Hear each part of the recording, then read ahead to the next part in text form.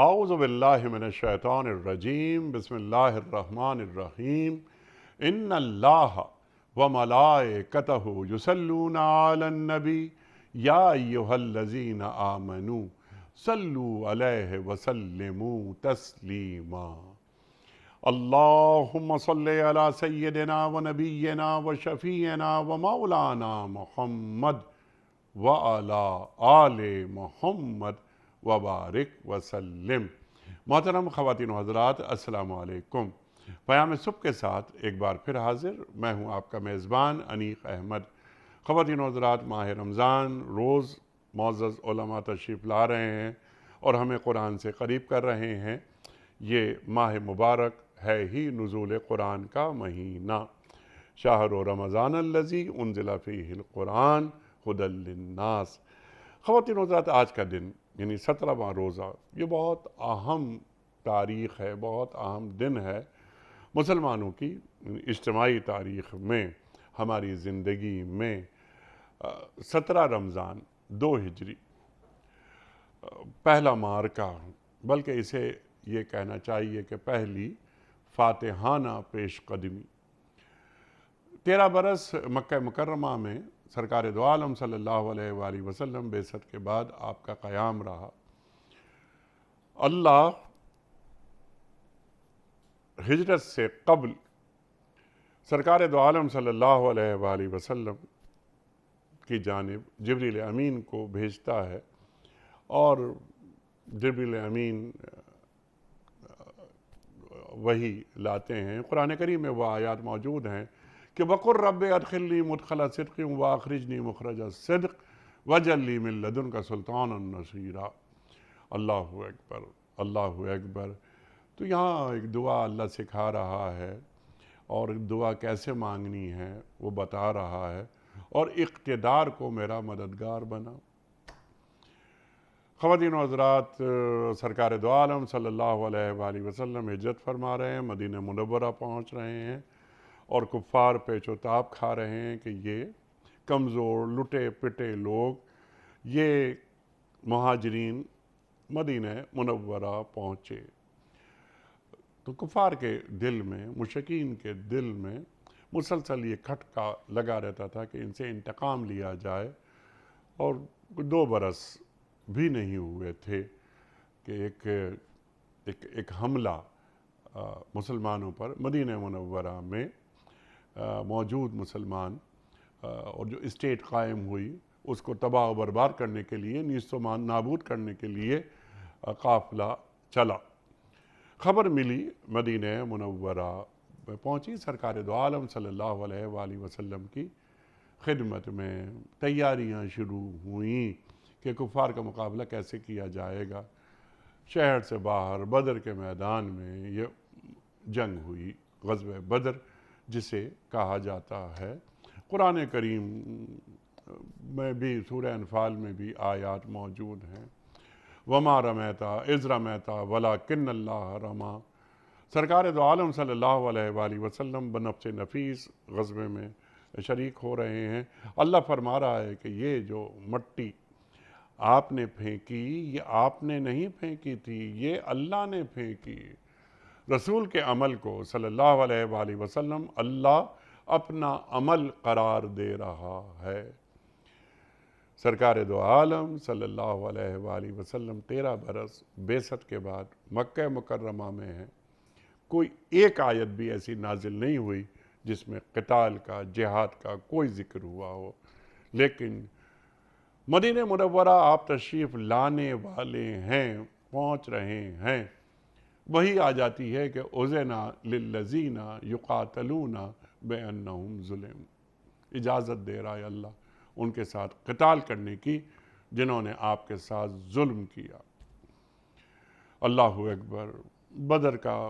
میدان سجتا ہے، 14 صحابہ شہید ہوتے ہیں۔ اللہ اکبر۔ وہ بدری صحابہ جنہوں نے شہادت دی، اللہ اکبر، ان کا مقام کتنا بلند ہے وہ بھی ہم گفتگو میں لائیں گے۔ اور خواتین و حضرات، بدر کے میدان میں اللہ کے رسول یہ بتا رہے ہیں اور چھڑی سے کہ اس جگہ کون قتل ہوگا۔ بہت ساری باتیں اس ذیل میں ہوں گی کہ غزوہ بدر ہمیں کیا پیغام دے رہی ہے، غزوہ بدر جس سبق کو ہم تک پہنچانا چاہ رہی ہے، کیا ہم بوجو اس کو ذرا ہٹا رہے ہیں کہ ذرا یہ چیزیں ہمارے پاس نہ آئیں، کیونکہ جو لوگ بڑے ہیں، جو دنیا چلا رہے ہیں، ان کے سامنے ہمیں خود کو قابل قبول بھی بنانا ہوتا ہے۔ تو یہ جو جہاد کی فکر ہے، کیا اس فکر سے کوئی روگردانی تو نہیں ہو رہی ہے؟ غزوہ بدر ہمیں کیا درس دے رہی ہے؟ یہ ہم رکھیں گے سوال محترم ڈاکٹر حبیب الرحمان عاصم صاحب کی خدمت میں، جو کہ تشریف فرما ہیں اسلام آباد سے ہمارے ساتھ۔ ڈاکٹر صاحب آپ کا بڑا ممنون، بڑا شکر گزار، ہمیشہ آپ سے سیکھتے ہیں۔ خواتین و حضرات، ڈاکٹر حبیب الرحمان عاصم صاحب زندگی بھر مختلف جامعات میں پڑھاتے رہے، ہمارے ملک کے ممتاز دانشور مفسر قرآن محترم ڈاکٹر حبیب الرحمان عاصم صاحب۔ پروگرام کا آغاز کرتے ہیں اللہ تعالیٰ کے بابرکت نام سے، سورہ انفال اور آیت نمبر 17۔ اعوذ باللہ من الشیطان الرجیم، بسم اللہ الرحمن الرحیم۔ فَلَمْ تَقْتُلُوهُمْ وَلَكِنَّ اللَّهَ قَتَلَهُمْ وَمَا رَمَيْتَ إِذْ رَمَيْتَ وَلَكِنَّ اللَّهَ رَمَى وَلِيُبْلِيَ الْمُؤْمِنِينَ مِنْهُ بَلَاءً حَسَنًا إِنَّ اللَّهَ سَمِيعٌ عَلِيمٌ۔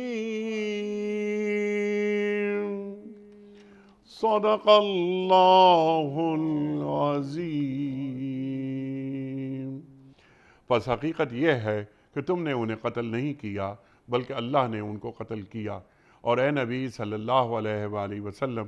آپ نے نہیں پھینکا بلکہ اللہ نے پھینکا۔ تو یہ اس لیے تھا کہ اللہ مومنوں کو ایک بہترین آزمائش سے کامیابی کے ساتھ گزار دے۔ یقیناً اللہ سننے اور جاننے والا ہے۔ محترم ڈاکٹر حبیب الرحمان عاصم صاحب ارشاد فرمائیے، بلکہ مجھے اچانک اشعار یاد آئے ابو الاسر حفیظ جالندھری صاحب کے، جو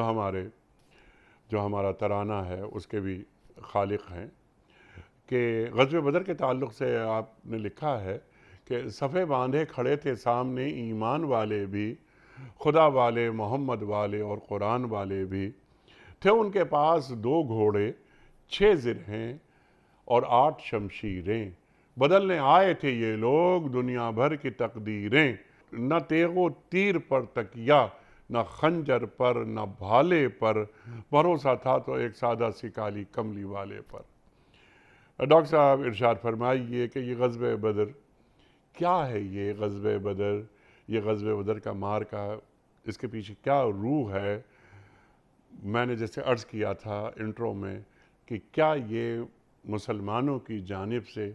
پہلی فاتحانہ پیش قدمی نہیں تھا؟ بسم اللہ الرحمن الرحیم۔ انیق بھائی، جب ہم دین اسلام کا تذکرہ کرتے ہیں یا دین اسلام کے بارے میں قرآن اور اللہ کے رسول کے ذریعے سے سیکھنے کی کوشش کرتے ہیں تو اس میں بنیادی اور پہلا تصور جو ہمارے ذہنوں میں پیدا ہوتا ہے اور ہونا چاہیے کہ اسلام یقیناً سلامتی کا، امن و امان کا، آشتی کا، خیر کا ایک ایسا دین ہے جس سے تمام انسانی معاشرے فلاح پاتے ہیں، اچھی زندگی بسر کرنے کے قابل ہو جاتے ہیں، ان کی عقل و دانش میں اضافہ ہوتا ہے، ان کے ملک میں خوشحالی آتی ہے، ان کے گھروں میں اطمینان والی کیفیت آتی ہے۔ یعنی دین اسلام کا جو تصور ہے وہ سراسر سلامتی ہی سلامتی، ہر طرف ہمیں اس کی تعلیمات ملتی ہیں۔ لیکن جب ہم ان غزوات کا ذکر چھیڑتے ہیں یا ان کو پڑھتے ہیں، جی اور اس میں سب سے پہلا غزوہ جو غزوہ بدر کے نام سے جس پر آج ہم گفتگو کرنے والے ہیں اور کر رہے ہیں، جب اس کا تذکرہ آتا ہے تو پھر اللہ رب العزت کی کچھ اور حکمتیں ہمارے سامنے آتی ہیں، کچھ ہم جان پاتے ہیں سبحان اور اللہ۔ کچھ ہمارے علم میں نہیں آ سکتی، وہ اللہ ہی بہتر جانتا ہے۔ لیکن ایک بنیادی بات کہ جس کا اس آیت میں جو آپ نے تلاوت فرمائی ہے اس میں اشارہ موجود ہے کہ اس دنیا کی زندگی میں تمام انسانوں کی زندگی محض ایک آزمائش کے مرحلے سے گزر رہی ہے، چاہے وہ نبی ہے یا نبی کے ماننے والے عام لوگ ہیں، سب کو آزمایا جاتا ہے، ایک مشکل امتحان میں سے گزارا جاتا ہے۔ اس کی وہ امتحان ہر ایک شخص کے لیے لازمی ہے، جس کی بنا پر اللہ تعالیٰ کی طرف سے باقاعدہ فیصلے کیے جاتے ہیں،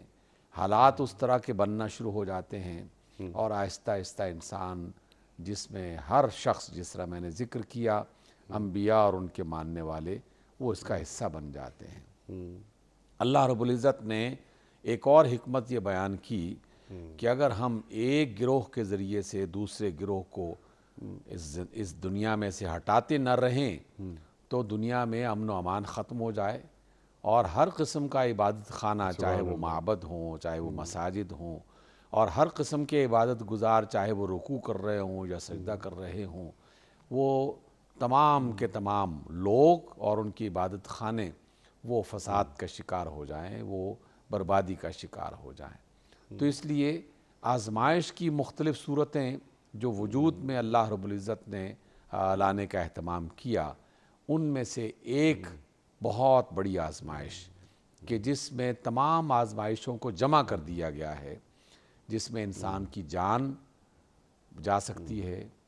انسانی جسم کو نقصان پہنچ سکتا ہے، اس کا مال خرچ ہو جائے گا، اس کا مال ضائع ہو جائے گا، اس کی عزتوں کو نقصان پہنچنے کا اندیشہ بھی رہتا ہے، اور یہ تمام آزمائشیں اس کیفیت میں ظاہر ہونے لگتی ہیں جب ہم کسی جنگ کا تذکرہ کرتے ہیں، اور جنگ جب رسول اللہ صلی اللہ علیہ وسلم کے حوالے سے یا دین اسلام کی تعلیمات کے حوالے سے اس کا تذکرہ ہو تو پھر وہ جنگ نہیں رہتی، وہ غزوہ ہو جاتا ہے۔ اگر رسول اللہ صلی اللہ علیہ وسلم صلی کی اللہ اس علیہ میں وسلم۔ بذات خود شرکت بھی ہے، یا اس کے علاوہ دیگر جو محاذ آرائیاں ہیں انہیں بھی ہم اس طرح کی جنگ نہیں کہتے، بلکہ وہ بھی ایک دوسرے طرح کا غزوہ، جس کو عربی زبان کے عام لفظوں کے طور پر یعنی جنگ کے لیے استعمال کیا جاتا ہے یا جہاد کے لیے استعمال کیا جاتا ہے، لیکن بنیادی بات یہ ہے کہ انسانی زندگی آزمائش کے لیے ہے، اور آزمائش ان تمام امتحانات سے گزرنے کے بعد ہی پتہ چلتا ہے کہ کون سا فرد جو ہے وہ اللہ کے ساتھ مخلص تھا اور کون سا فرد جو اللہ تعالیٰ کے ساتھ مخلص نہیں تھا۔ اس لیے جب آپ ریاست مدینہ قائم کرتے ہیں تو رسول اللہ صلی اللہ علیہ وسلم مکہ میں اپنے ساتھیوں کی جان بچا کر، ان کے مال بچا کر، کسی طریقے سے بھی جو مدینہ کی طرف روانہ ہوئے، اللہ تعالیٰ کے حکم سے روانہ ہوئے، اس کو ہجرت کہا جائے گا۔ تو وہ ہجرت، اس بڑی ہجرت کی طرف جو ہے وہ انسان روانہ ہوئے، جس میں انسانوں نے دنیا کے مال و متاع کو چھوڑا بھی اور قربان بھی کیا، لیکن جیسے ہی آپ صلی اللہ علیہ وسلم نے مدینہ پہنچ کر باقاعدہ ایک ریاست قائم کرنے کی کوشش کی تو اب مکہ والوں کو زیادہ پریشانی شروع ہو گئی۔ مکہ میں تو یہ پریشانی تھی نا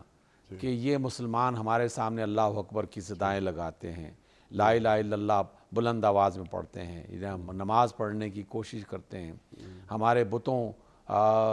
کے سامنے جھکتے نہیں ہیں بلکہ ایسے کام کرتے ہیں جو ہم پسند نہیں کرتے، تو اس طرح کی پریشانی۔ لیکن مدینہ پہنچنے کے بعد اب انہیں دوسری طرح کی پریشانی شروع ہو گئی، اور وہ یہ تھی کہ یار یہ مسلمان کہیں طاقتور نہ ہو جائیں، کہیں یہ قوت نہ بن جائیں، اور یہ قوت بن جائے گی اگر یہ ریاست باقاعدہ مضبوط ہو گئی، اور ریاست کو کچھ ہی دنوں کے بعد جو ہے وہ مکہ کے سرداروں نے محسوس کرنا شروع کر دیا کہ یہ تو ہم نے بہت بڑی غلطی کر دی، ان کو یہاں سے جانے کی اجازت دے دی۔ تو اب ان کے دوسرے جو حربے تھے وہ کام میں آنا شروع ہو گئے، جتنے بھی مختلف لوگ تھے باقاعدہ ان کو تیار کیا۔ اور دیکھیے غزوہ بدر اگرچہ ہم یہی کہتے ہیں کہ یہ ایک آپ صلی اللہ علیہ وسلم کی طرف سے بڑے جہاد کا پیش خیمہ بنا اور اس کی ابتدا ہوئی، لیکن در حقیقت اس غزوے کے لیے بنیادی جو خرابیوں کی صورت بنی ہے وہ کفار ہی کی طرف سے بنی ہے۔ جی اس لیے ہم اس غزوہ بدر کے بارے میں یہ بالکل برملا کہہ سکتے ہیں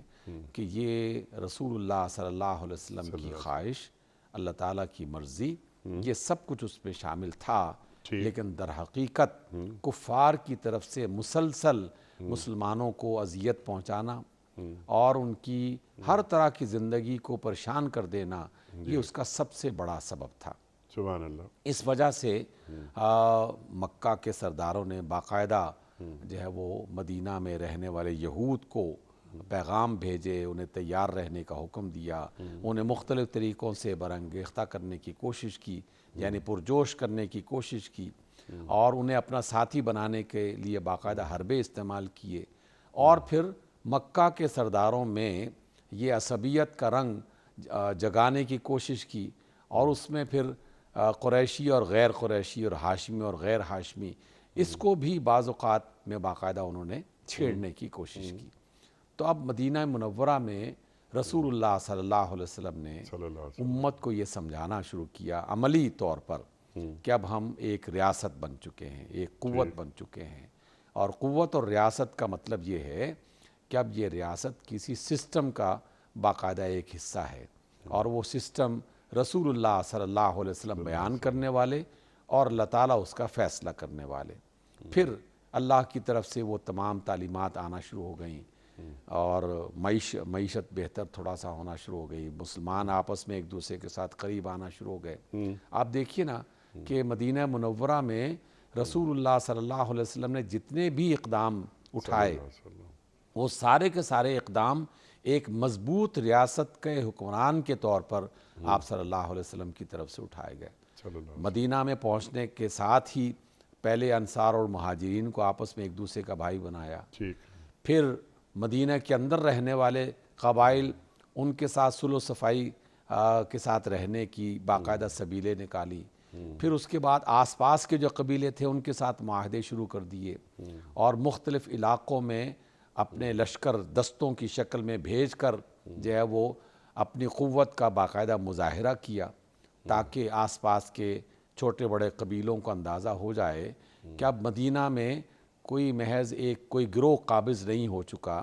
یا محض وہاں کچھ لوگ آ کے بسنا نہیں شروع ہو گئے، بلکہ وہاں ایک باقاعدہ حکومت بن چکی ہے۔ اور میثاق مدینہ جو ہے اس نے تو باقاعدہ ثابت کر دیا اور تمام جو قبائل کو اس بات پر متفق کر دیا کہ یہ ریاست مسلمانوں کی ہے، اور اس کے سربراہ جو ہے وہ محمد رسول اللہ صلی اللہ علیہ وآلہ وسلم ہوں گے، اور آخری فیصلہ سرکار دو عالم صلی اللہ علیہ وآلہ وسلم کا ہوگا۔ اچھا ڈاکٹر صاحب، پس منظر آپ نے بیان فرما دیا، سرکار دو عالم صلی اللہ علیہ وآلہ وسلم اب اپنے لشکر کو مجتمع فرما رہے ہیں۔ ایک رات آتی ہے، صبح کو جنگ کا آغاز ہوگا، تو آپ عریش پر موجود ہیں اور اللہ تعالیٰ کے حضور دعائیں آپ مانگ رہے ہیں۔ اس عریش پر کسی اور کو جانے کی اجازت نہیں ہے ماں سوائے حضرت ابوبکر صدیق رضی اللہ تعالی عنہ کے، اور آپ دعائیں مانگ رہے ہیں اور نصرت الہی کی بات ہو رہی ہے۔ وہ اقبال فرماتے ہیں نا کہ فضائے بدر پیدا کر فرشتے تیری نصرت کو، اتر سکتے ہیں گردوں سے قطار اندر قطار اب بھی۔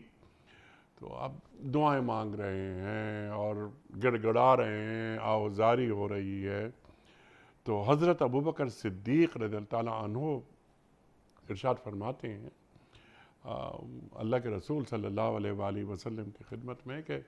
آپ نے دعا کی، اللہ کا وعدہ ہے فرشتے ہماری مدد کو آئیں گے یقیناً. اور جب فرشتے آئے تو اللہ کے رسول صلی اللہ علیہ وسلم کی خدمت میں حضرت ابو بکر صدیق رضی اللہ تعالیٰ عنہ یہ عرض کرتے ہیں کہ یہ دیکھیے اللہ کی مدد آ گئی، اللہ کی مدد آ گئی. ڈاکٹر صاحب یہ فرمائیے کہ یہ 313 جو تعداد میں کم، سامنے 1000 کا لشکر، ایک نفسیات بھی بنائی جا رہی ہے امت کی، یعنی امت بہت محدود ہے لیکن بہرحال امت ہے. وہ 313 صحابہ موجود ہیں، وہ قدسی نفوس موجود ہیں جو میدان میں آئے ہیں. تو اللہ کے رسول صلی اللہ علیہ وآلہ وسلم کی دعاؤں میں ایک دعا یہ بھی تھی کہ اے اللہ اگر یہ مٹ گئے تو زمین پر تیرا نام لینے والا کوئی نہیں باقی رہے گا. سرکار دو عالم صلی اللہ علیہ وآلہ وسلم سے قبل، یعنی اگر ہم آسمانی کتابوں کی بات کریں اور پیغمبروں کی بات کریں تو مسیح علیہ السلام کے ماننے والے موجود، موسیٰ علیہ السلام کے ماننے والے موجود. تو اللہ کے رسول صلی اللہ علیہ وآلہ وسلم جب یہ دعا مانگ رہے ہیں کہ تیرا نام لینے والا کوئی باقی نہیں رہے گا اگر یہ مٹ گئے، یہ مٹ ہی نہیں سکتے تھے کیونکہ اللہ کے رسول صلی اللہ علیہ وآلہ وسلم آخری رسول،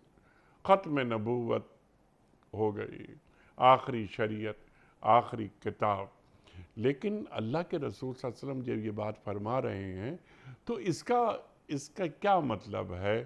کہ تیرا نام لینے والا کوئی باقی نہیں رہے گا؟ ارشاد. انیق بھائی، آپ نے غزوہ بدر کو مدینہ سے نکال کر اس عریش کے مقام تک پہنچا دیا اور اس میں ان تمام اصحاب کی تعداد کا ذکر بھی اشارتاً بڑے واضح انداز میں فرما دیا. ایک چیز اس میں بہت خوبصورت ہمیں نظر آتی ہے کہ بظاہر تعداد تو 313 تھی، لیکن ان میں سے ایک ایک فرد حقیقت میں ایمان اور جذبے کی اس کیفیت میں تھا کہ اس کے سامنے اب تلوار اور نیزہ اور تیر و تفنگ جو ہے وہ اس کی کوئی حیثیت باقی نہیں تھی، اور جان جانے کا اور جان قربان کر دینے کا کوئی خوف ان کے دل میں موجود نہیں تھا. اس لیے جو شخص بھی رسول اللہ صلی اللہ علیہ وسلم کے ساتھ چلا، ان کی کیفیت بتا رہی ہے کہ اب وہ میدان میں اتر رہے ہیں تو بس میدان میں اترنے کے بعد وہ کامیابی ہی حاصل کریں گے. کسی کے ہاتھ میں ایک لاٹھی ہے، کسی کے ہاتھ میں کوئی اور چیز، جو بھی وہ پکڑ سکتا ہے اس نے اپنی قوت کو باقاعدہ رسول اللہ صلی اللہ علیہ وسلم کی خدمت میں پیش کر دیا. یہاں ایک اور حوالہ اور آپ کے سوال کو میں اپنے ذہن میں رکھتے ہوئے اس کا جواب بھی اس کا حصہ بناؤں گا ضرور، کہ جب آپ غزوہ بدر کے لیے باقاعدہ چلتے ہیں تو باقاعدہ ایک ایسا پہلوان آدمی، ایک ایسا بڑا لڑاکا اور جنگجو آدمی جس کی بڑی شہرت تھی،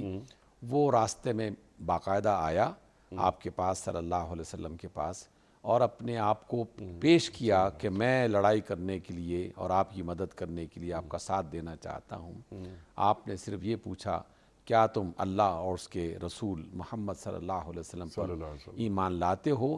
جب اس نے کہا کہ میں ایمان نہیں لایا تو اللہ کے رسول صلی اللہ علیہ وسلم نے بغیر کسی تردد کے فوراً ہی یہ کہہ دیا کہ ہم کفار سے اور مشرکین سے مدد نہیں لیا کرتے. یہ اشارے میں اس وجہ سے ساتھ شامل کر رہا ہوں کہ آپ صلی اللہ علیہ وسلم کے وہ 313 جو بندے تھے، جو آپ کے مجاہدین تھے، جانثار تھے، وہ کوئی عام آدمی نہیں تھے. ان میں سے ایک ایک آدمی ایمان اور جذبے کی وہ باقاعدہ ایک نشان اور علامت بن چکا تھا، جس کی بنا پر آپ صلی اللہ علیہ وسلم یہاں عریش کے میدان میں داخل ہوتے ہیں. اور جیسے آپ نے ذکر فرمایا کہ ابوبکر صدیق ساتھ ہیں اور بار بار آپ کی چادر کو اٹھا کر آپ کے کندھوں پر رکھتے ہیں، جو کثرت دعا کی وجہ سے مسلسل گر رہی تھی اور آپ صلی اللہ علیہ وسلم کی وہ دعائیں عرش تک پہنچ رہی تھیں. اس موقع پر سیدنا علی علیہ السلام کا ایک جملہ وہ بھی ذکر کر دینا مناسب سمجھتا ہوں اگر آپ کی اجازت ہو تو۔ ارشاد سر۔ سیدنا علی علیہ السلام نے ایک بار پوچھا اپنے ساتھیوں سے کہ تم یہ بتاؤ کہ تم کسے سب سے زیادہ بہادر اور جری سمجھتے ہو؟ لوگوں نے کہا کہ آپ حیدر کرار ہیں، آپ ہی بہادر اور جری ہیں۔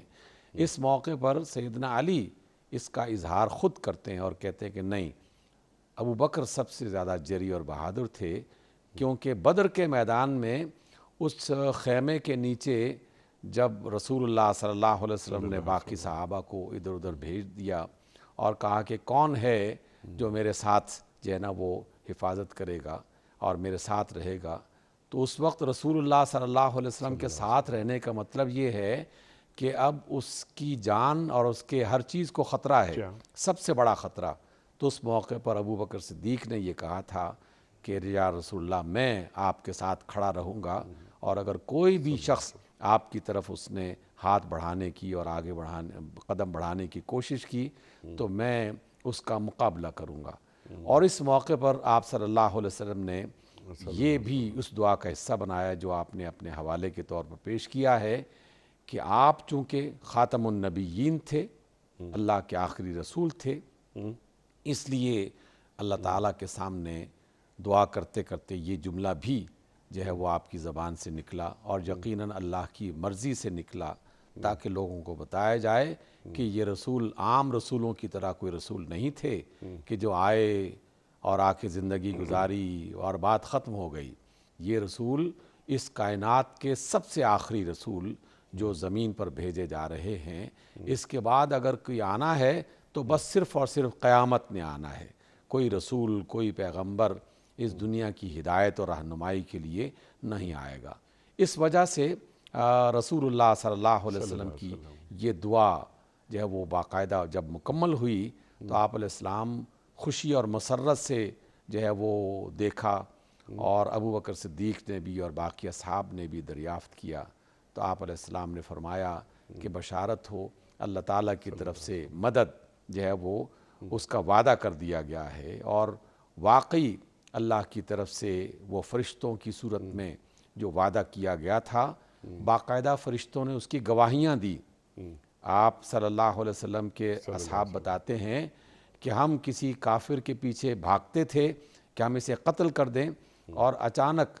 اسے قتل کیے بغیر اور ہماری تلوار وہاں پہنچنے سے پہلے ہی اس کا سر کٹ کے نیچے گر جاتا تھا یا وہ خود زمین پر گر جاتا تھا۔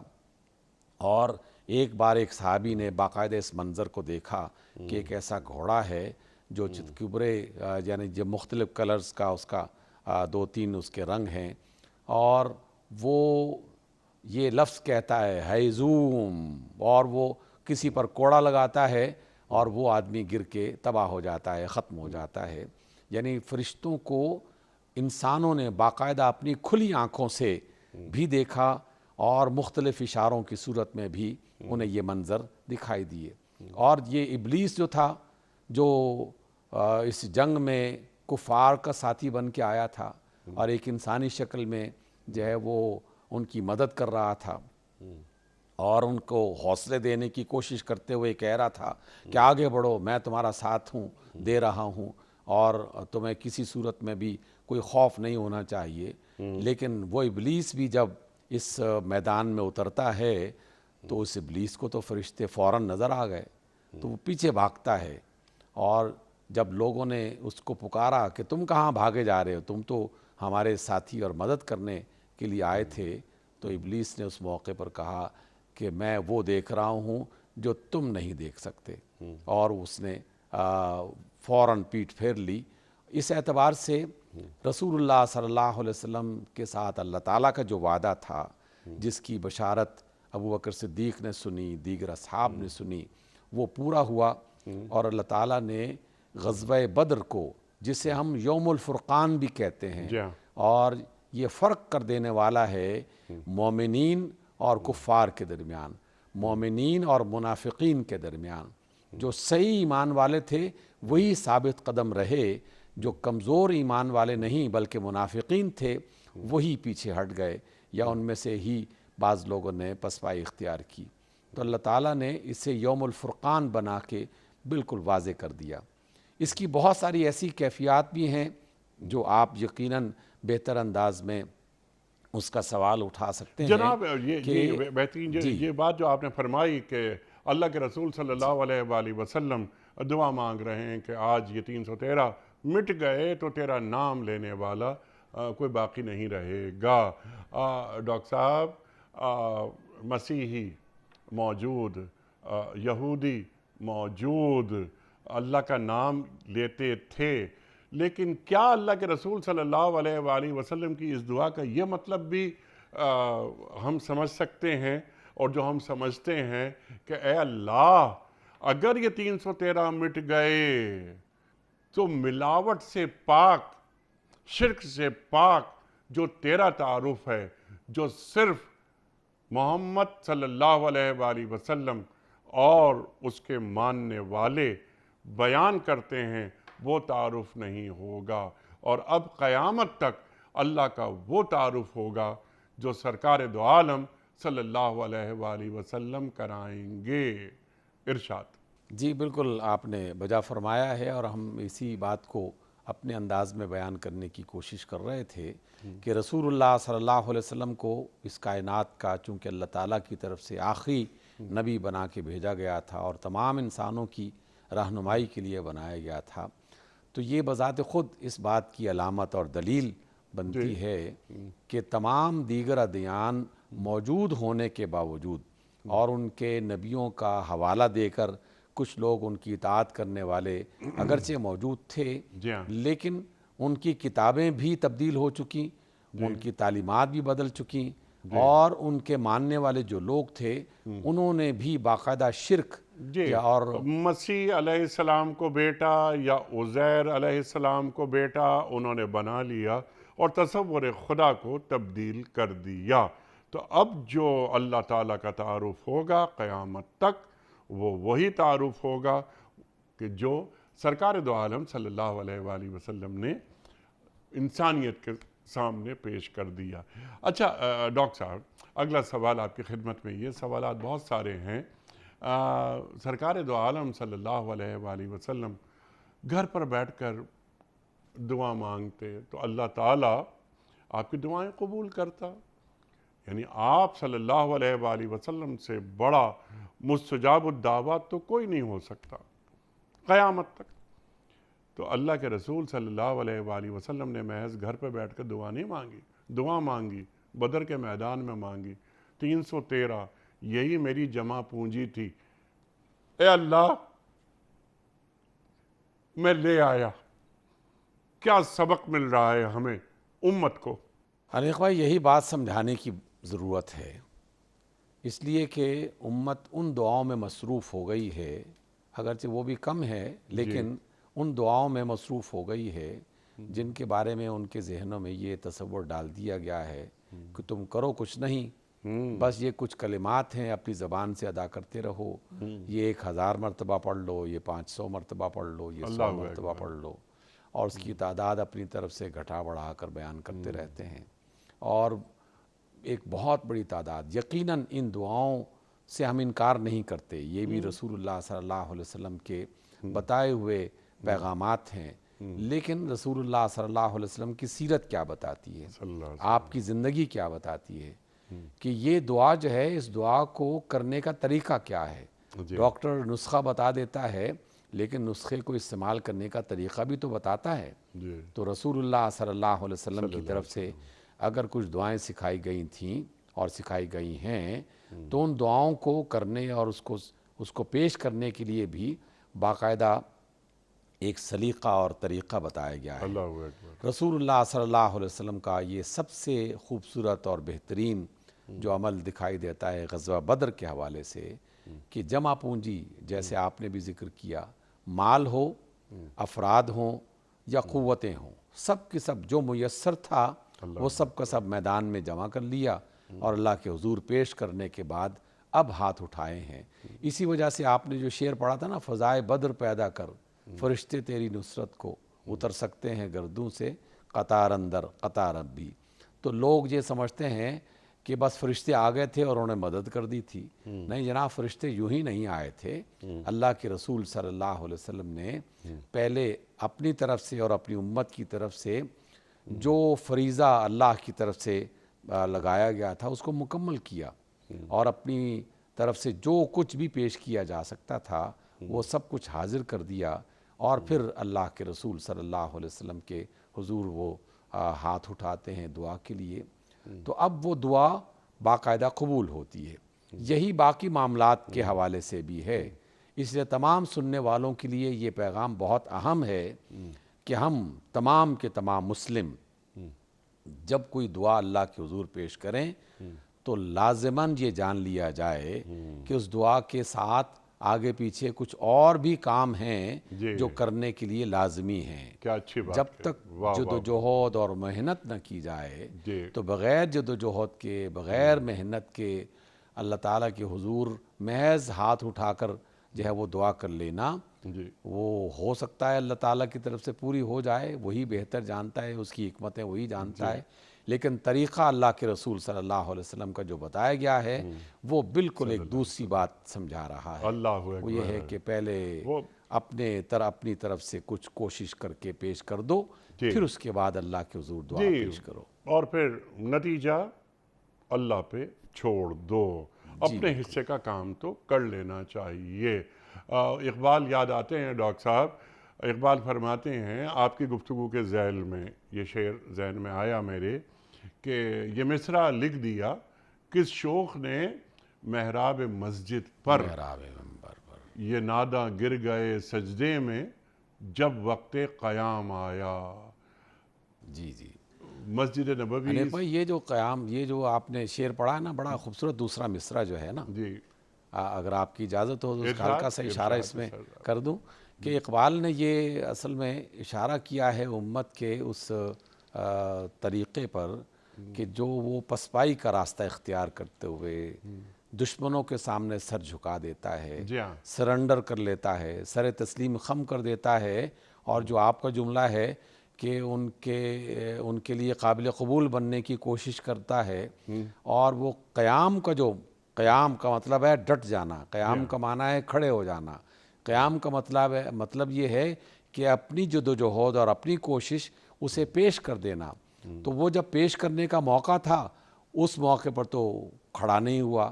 اور دشمن کے سامنے ڈٹنے کی جو کوشش تھی وہ نہیں کی، اور اس کے لیے جو کام تھا وہ نہیں کیا،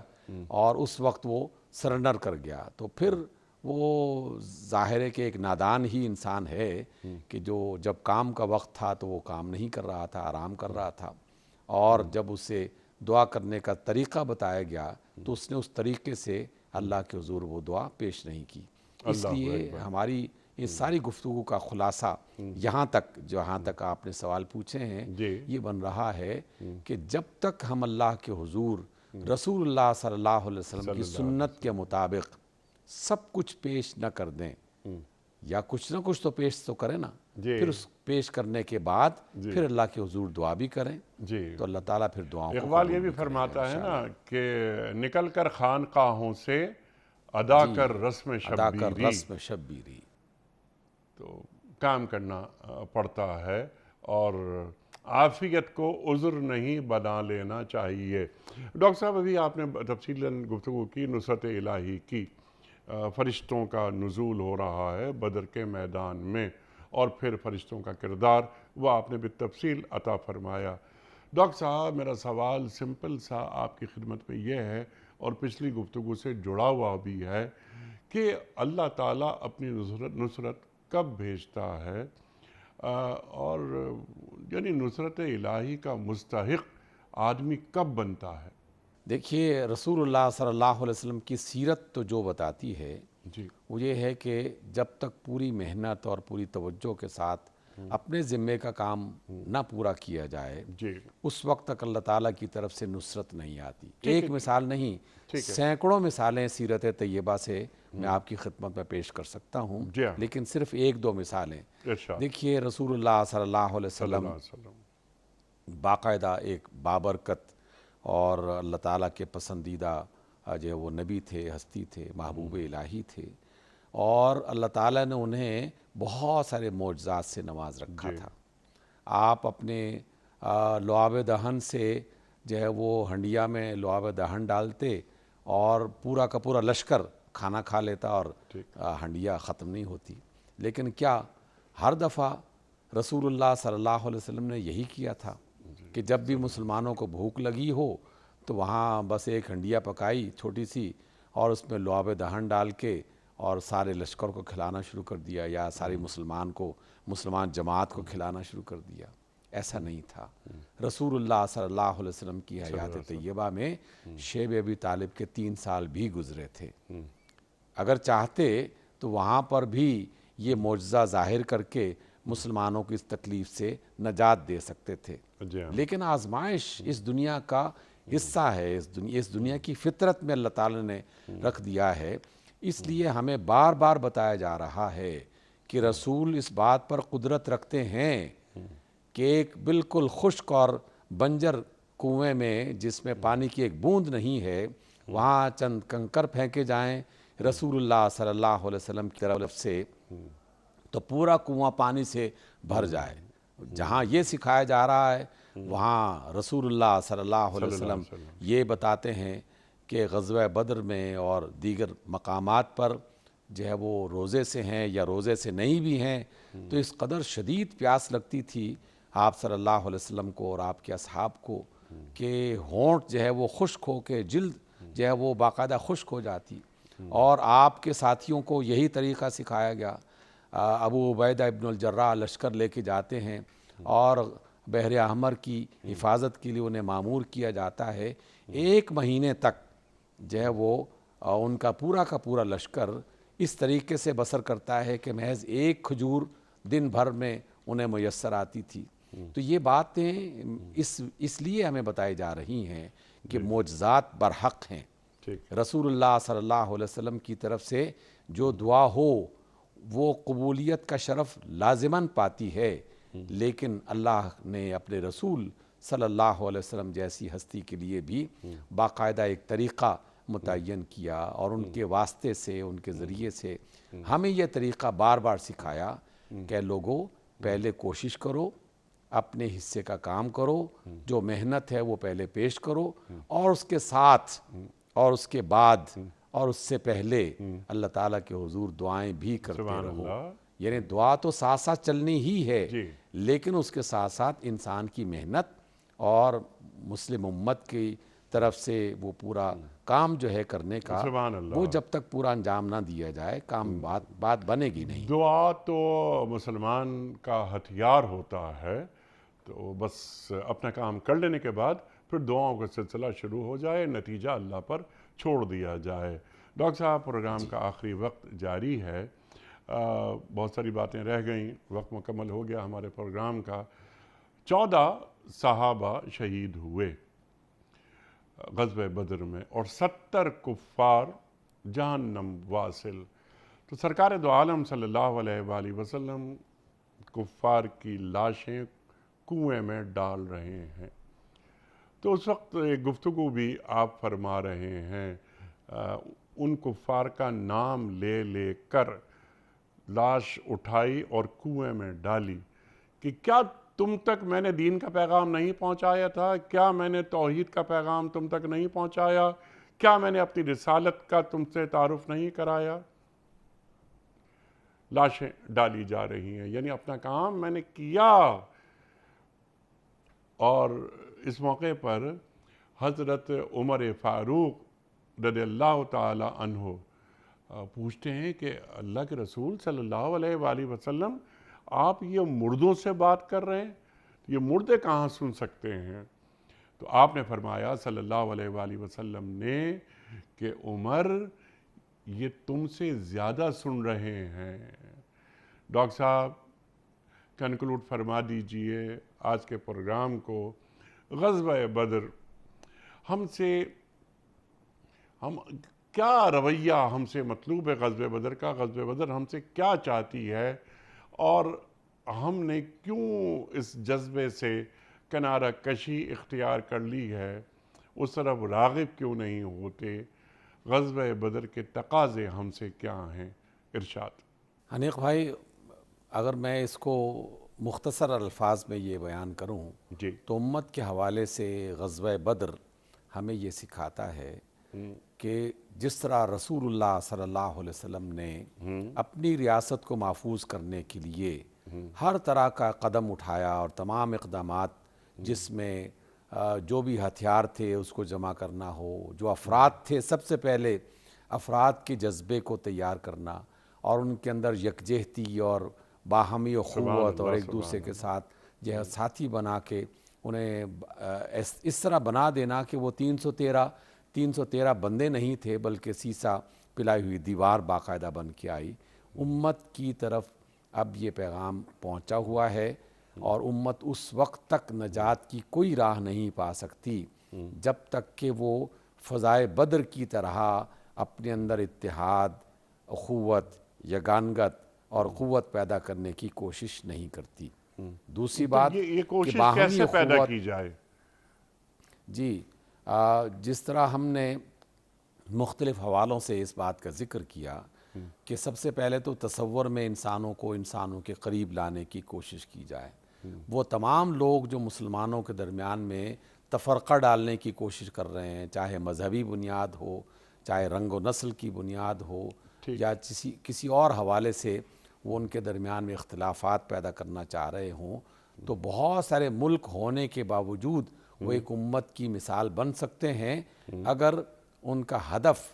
ایک ہے اور وہ ہے اللہ اور اس کے رسول صلی اللہ علیہ وسلم کی اطاعت کرنا۔ صلی اللہ تو وہ ان کے درمیان میں کوئی اور چیز جو ہے وہ محبت پیدا نہیں کر سکتی جب تک اللہ تعالیٰ کی طرف سے جو ملی ہوئی ہدایت ہے اس کے مطابق عمل نہ کیا جائے۔ اللہ تعالیٰ نے باقاعدہ خود اس کا ذکر قرآن مجید اس کا میں کئی طریقہ کار مقامات کیا پر ہوگا؟ کیا۔ آپ امت پر جو نگاہ ڈالیں، آپ بہت زیادہ جانتے ہیں ہم سے جیسے امت کے حالات چل رہے ہیں، ایسے میں یہ غزوہ بدر جو جذبہ جہاد کو پیدا کرتی ہے ایک مسلمان کے اندر، کیا اس کا امکان نظر آتا ہے آپ کو اگر امت پہ نگاہ ڈالی جائے؟ دیکھیے انیق بھائی، یہ نگاہ جو ہے بہت سارے لوگوں کو اللہ تعالیٰ کی طرف سے عطا کی گئی اور ان لوگوں نے باقاعدہ اس بات کا ذکر کیا۔ ہم تو گناہگار بندے ہیں لیکن پھر بھی ایک امید اللہ تعالیٰ کی طرف سے اور پیغام جو رسول اللہ صلی اللہ علیہ وسلم کی احادیث میں ہمیں ملتا ہے ان کی طرف سے یہ ملتا ہے کہ تمام تر خرابیوں، کمزوریوں، کوتاہیوں کے باوجود اس امت میں ایک ایسی رمق موجود ہے کہ جو چنگاری کسی بھی وقت جو ہے وہ اپنی قوت پکڑ سکتی ہے، اور اس میں پھر ایک اور ایک کے بعد دو اور دو کے بعد پھر 213 اور 313 بننے کی گنجائش اس کے اندر موجود ہے۔ ایسا نہیں ہے کہ یہ امت مر چکی ہے، امت کمزوری کا شکار ہے، سستیوں کا شکار ہے، اور کوئی مایوسی کچھ کی بات نہیں ہے، اور انشاءاللہ تعالی وہ وقت قریب ہوگا۔ بس انسان بلکہ اہل ایمان، ہماری ذمہ داریاں کچھ زیادہ ہیں، اپنے حصے کا کام کرتے رہیں، اپنے حصے کی شمع جلاتے رہیں، باقی اللہ کو اپنے دین کی فکر ہم سے زیادہ ہے۔ ڈاکٹر صاحب بڑا ممنون، بڑا شکر گزار آپ تشریف لائے، اور ہمیشہ کی طرح ڈاکٹر صاحب آج بھی ہم نے آپ سے بہت سیکھا۔ خواتین و حضرات کی ماہ رمضان کے حوالے سے خصوصی پروگرام ہم آپ کی خدمت میں پیش کر رہے ہیں۔ 17 رمضان، غزوہ بدر، پہلی فاتحانہ پیش قدمی، حق و باطل کے درمیان پہلا ٹکراؤ، پہلا مارکا، اس حوالے سے یہ خصوصی پروگرام ہم نے آپ کی خدمت میں پیش کیا۔ کل ایک نئے مہمان اور ایک نئے موضوع کے ساتھ پھر حاضر ہوں گے۔ اپنے میزبان انیق احمد کو اجازت دیجیے۔ خدا حافظ۔